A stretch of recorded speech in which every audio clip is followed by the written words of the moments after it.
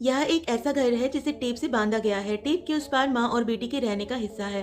पिता का रहने का हिस्सा टेप के अंदर सीमित है। किसी को भी उस लाइन को पार करने की सख्त मनाही है। जब पिता गलती से टेप पर पैर रख देते तो माँ तुरंत गुस्से में आ जाती और वह उसे धक्का देकर गिरा देती।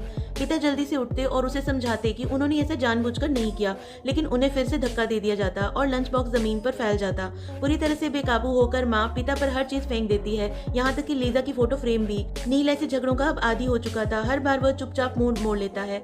इतना ही नहीं, जब भी पिता टेप पर पैर रखते तो माँ तुरंत उसे बदल देती। यहाँ तक कि अगर लीजा गलती से उस पर पैर रख दे तो उसे भी डांट देती। खाने के समय माँ और बेटी अच्छा खाना खाती और नील को सिर्फ नूडल्स खानी पड़ती, और खाने की जगह भी बहुत छोटी होती है और यहाँ तक कि सीढ़ियाँ भी बांट दी गई।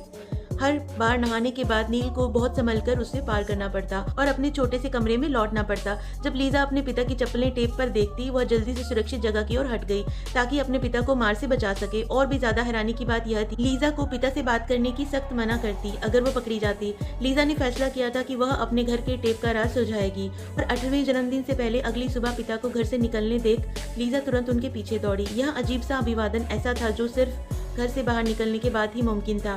पर वे काफी दूर आ गए। लीजा ने अपने पिता से पूछा कि घर में टेप क्यों लगा है। नील कुछ पल चुप रहा और मान लिया कि उसे भी नहीं पता। शायद उसने माँ से कोई दुख देने वाली बात कह दी थी जिसकी वजह से यह सब हुआ। उसने क्या कहा था नील को, उसकी कोई याद नहीं थी उसको। उसने कहा कि माँ उसे कुछ बताती भी नहीं है। यह कहकर नील उदास होकर चला गया, लेकिन जब वह रेड लाइट पर खड़ा था तभी अचानक से उसे धक्का दिया गया।